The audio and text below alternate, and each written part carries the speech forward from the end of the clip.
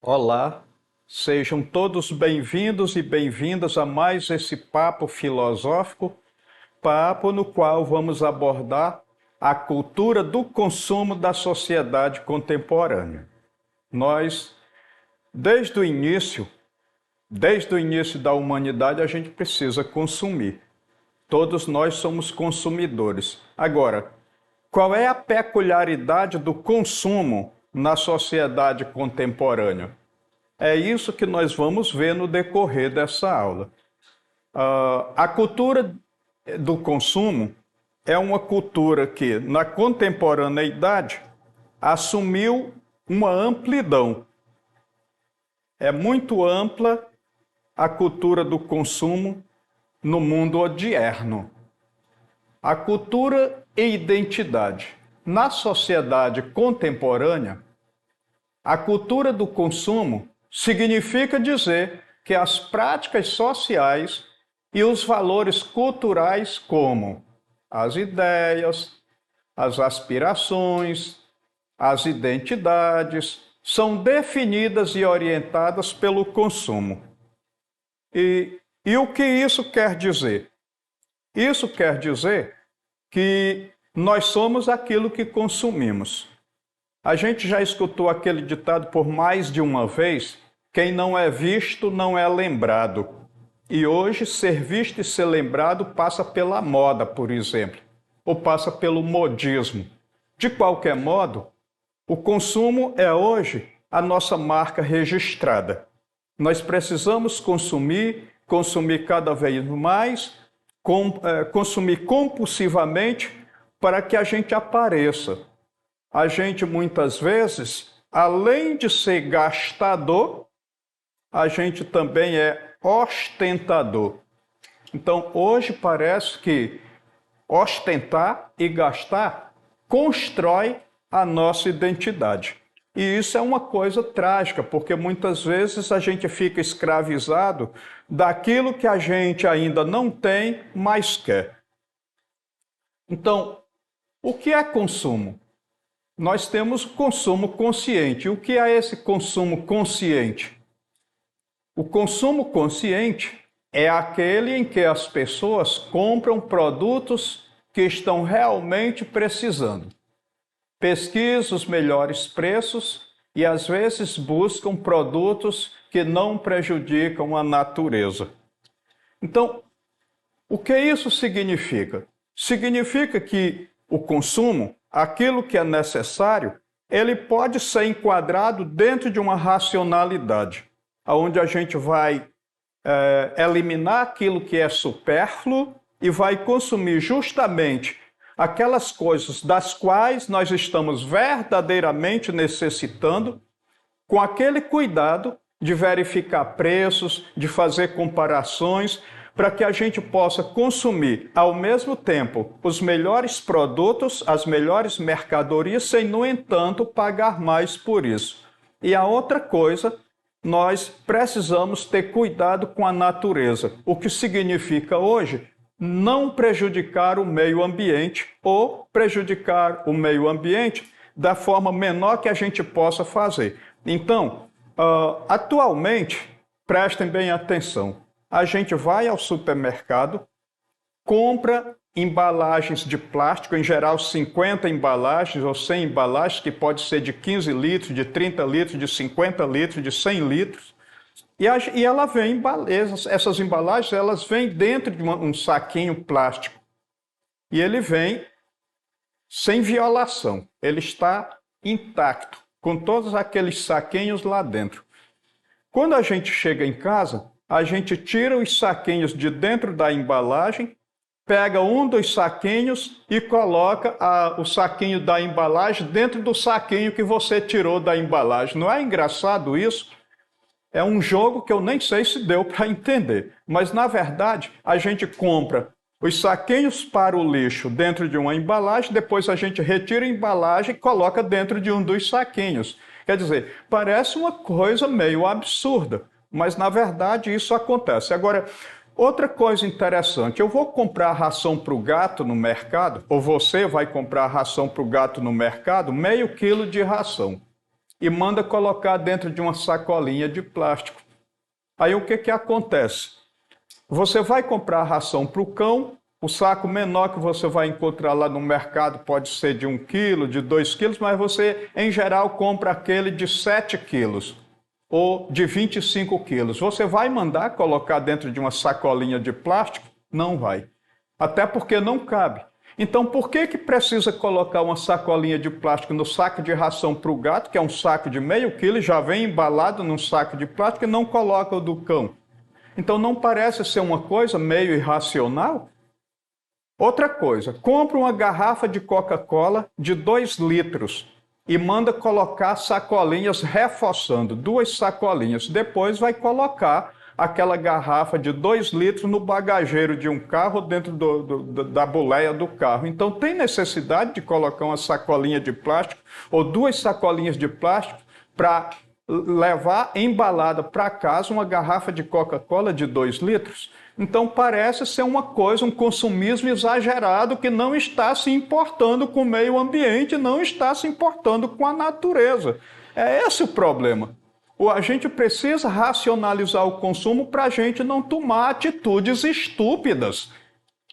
Então, uma outra coisa que é importante é saber a diferença entre aquilo que é consumo e o que é consumismo. Eu já estava falando agora, anteriormente, algumas coisas que está muito ligada ao consumismo. Mas o que é verdadeiramente o consumismo?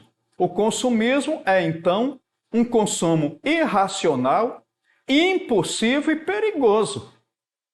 Então, discriminando sem olhar as consequências baseadas em valores materiais e na ostentação. Então, não leva em consideração a questão ética, leva em consideração a ostentação, leva em consideração, ao invés de valores, contra-valores. Então, é aquele consumo que nós não temos necessidade de enveredar por ele.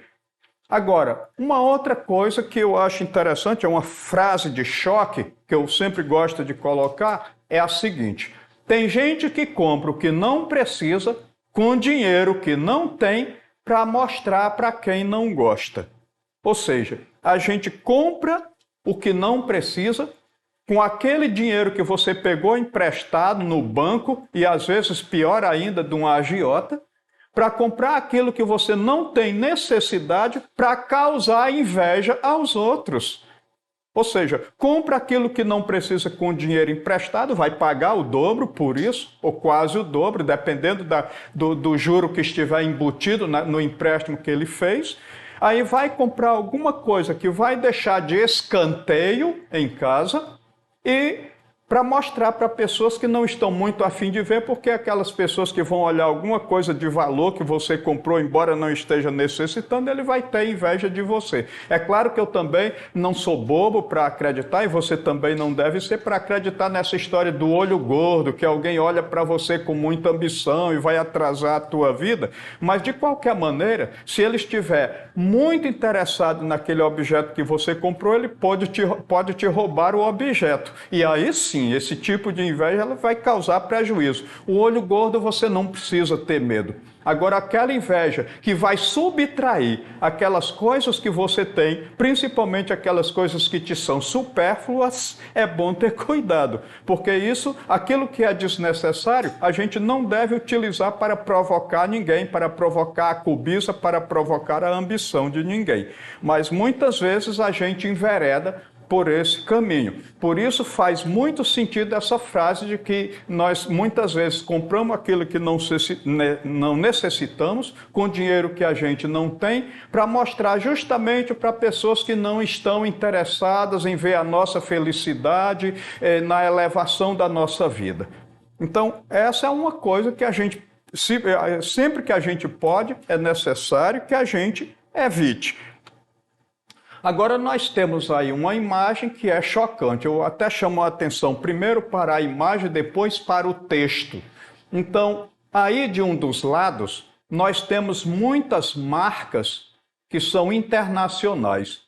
E aí, de forma mais específica, as grandes marcas nacionais, marcas brasileiras, como nós temos aí o Omo, o Bombril, nós temos aí o Bosano, então são marcas brasileiras. Então, a gente começa a consumir as coisas pela divulgação, pela propaganda, e essa divulgação que leva a gente a consumir compulsivamente as coisas, acaba dando àquela marca ou aquele produto um tipo de status muito grande. Ele passa a fazer parte da nossa vida e a gente não pode mais eliminá-lo.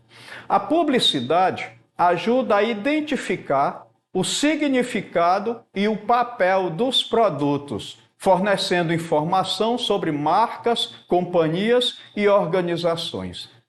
Para a maior parte dos gestores e profissionais de marketing, a publicidade ajuda a vender um produto e constrói a reputação de uma marca ou empresa. Então, determinados tipos de produtos, eles podem nem serem os melhores, mas de tanto que é propagandeado e de tanto que é consumido, e o consumo acaba sendo decorrente dessa propaganda que é evidente, então acaba que a marca se torna famosa não pela qualidade, mas pela divulgação e pelo consumo das pessoas. Então é nesse aspecto que uma marca acaba se consolidando, acaba chegando no mercado, vindo para ficar, porque a propaganda e o consumo levam essa marca, que muitas vezes nem é a melhor, a se tornar famosa e, portanto, ela passa a estar aí na nossa ordem do dia. Agora, outra coisa também, isso aqui é que é o mais importante. No encontro passado, a gente falou sobre o fetiche da mercadoria. O fetiche da mercadoria é justamente aquele fetiche que leva a mercadoria a esconder as relações sociais e econômicas que são praticadas no seu fabrico. Então, ao comprar um aparelho celular, um aparelho de televisão, eu não sei, olhando para ele, quem foi que ficou mais rico e quem foi que ficou mais pobre para confeccionar aquele material, aquele produto, aquela mercadoria, até chegar à minha mão. Agora, quando nós estamos falando do fetiche da publicidade, nós estamos falando de uma outra coisa. É a capacidade que a propaganda, ou seja, que a publicidade tem de persuadir o consumidor a comprar o que não necessita. Então, enquanto que o fetiche da mercadoria leva ao esconderijo daquilo que foi as relações de trabalho praticadas durante o seu fabrico, o fetiche da publicidade vai justamente fazer o contrário, vai impulsionar a gente a comprar determinados tipos de produtos e mercadorias que a gente, na verdade, nem precisa consumir. O trabalho produz as coisas para suprir necessidades. A propaganda produz necessidade para persuadir ao consumo de coisas supérfluas, desnecessárias. Leva ao gasto e à ostentação. Então, aqui, muitas vezes, eu fico imaginando aquela imagem que eu já vi na internet algumas vezes, de um macaco que está recebendo a mão de um homem no seu próprio ombro e, ao mesmo tempo, ele está colocando a mão dele no ombro do ser humano, do homem. E aí o homem diz ao macaco: "Você é um animal irracional." E o macaco responde ao homem: "E você vai de carro para a academia para caminhar na esteira."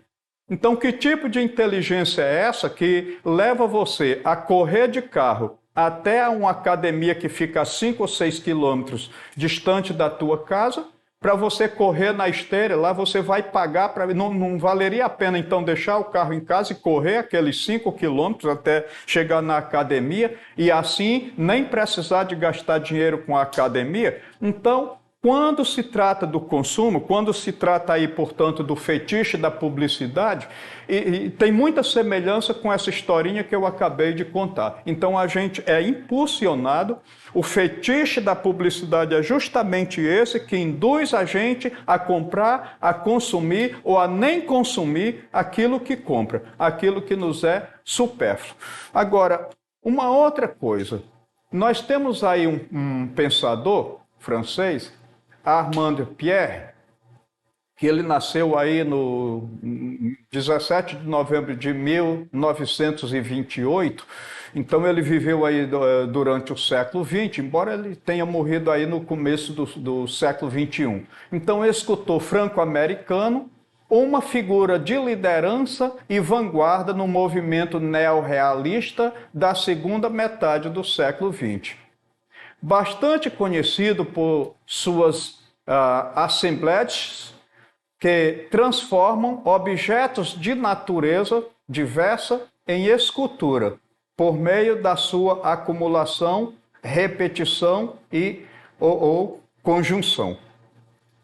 Então nós temos aí uma outra imagem que faz lembrar muito uma prática cotidiana, que é a seguinte: nós temos aí na segunda imagem vários martelos. Quando o martelo quebra o cabo lá na tua casa, antigamente, há 20 anos atrás, você colocava outro cabo no martelo. Agora, abandona o martelo lá dentro de uma caixa de ferro velhos e compra outro martelo. E compra outro, compra outro, compra outro. À medida que o martelo vai quebrando o cabo, quando pensa que não, você tem um conjunto de martelos, um que está faltando o cabo, outro que quebrou aquela orelha, e você deixa de reutilizar alguma coisa que está precisando apenas de um reparo. A mesma coisa com a questão dos pincéis que nós temos aí nessa imagem. Então, nós temos esses pincéis que a gente usa para pintar uma parede com tinta água e depois, ao invés de reutilizar esse pincel, a gente encosta, deixa secar e compra outro pincel quando a gente precisar reutilizar. Então, essa é a ideia que essas imagens, na verdade, querem passar. Agora, relacionada a esse assunto do fetiche da publicidade, nós temos aí a questão que ela está no nosso material didático, aí na página 2, é a questão 7, que vai falar, que trata da acumulação de latas, então que é uma imagem dele colocada, colocada aí numa vitrine, do Armand, que é colocado numa vitrine.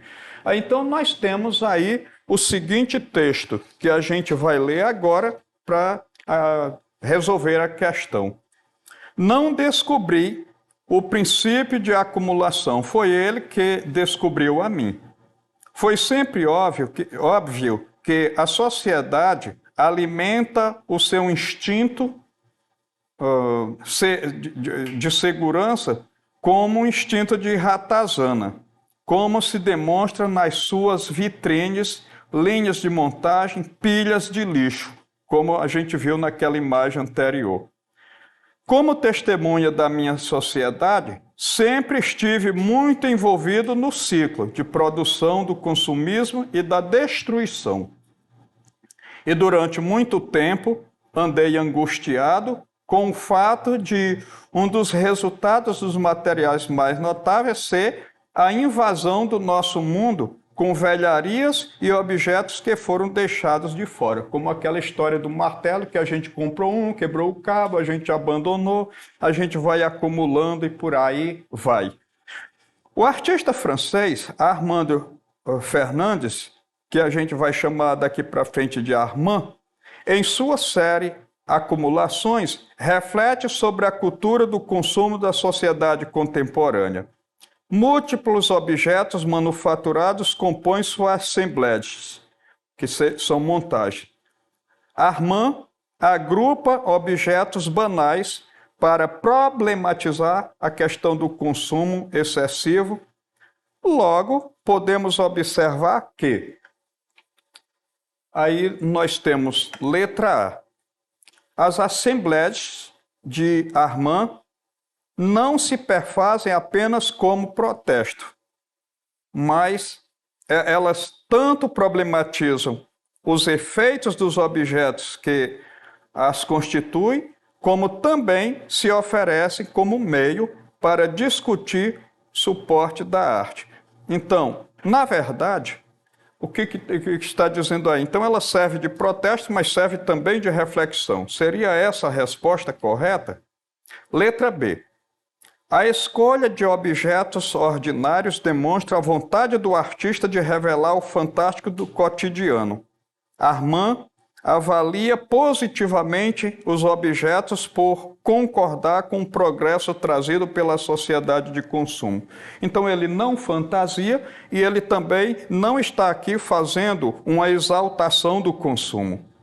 Letra C. Armand elabora uma nova abordagem do real, renovados sentimentos na percepção do mundo em razão da bidimensionalidade de suas montagens. Ademais, fetichizando os usos dos objetos, Armand estetiza o consumo. Então, ele também aqui não está querendo embelezar o consumo.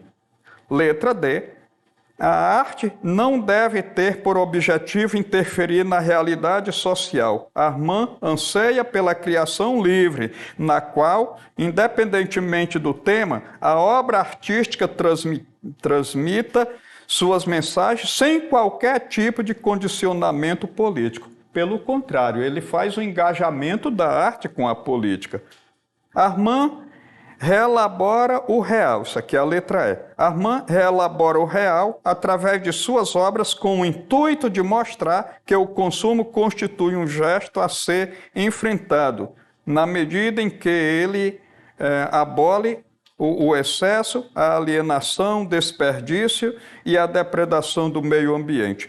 Com certeza é uma reflexão a ser enfrentada, mas ele não elimina a alienação, nem desperdício, nem a violência contra a natureza. Então, a resposta certa é a letra A. Então, essas suas assembleias, essas suas montagens, elas são naquele sentido de problematizar, de levantar protesto, de levar a uma reflexão na medida do possível para que a gente possa estabelecer uma nova relação com o consumo e com a própria natureza. Então, eu agradeço aí a participação de todos vocês. Então, mais uma vez, professor Isaías, que está aqui para tratar desses assuntos ligados à nossa condição de vida, e na próxima aula nós vamos tratar de um outro assunto que é de vital importância.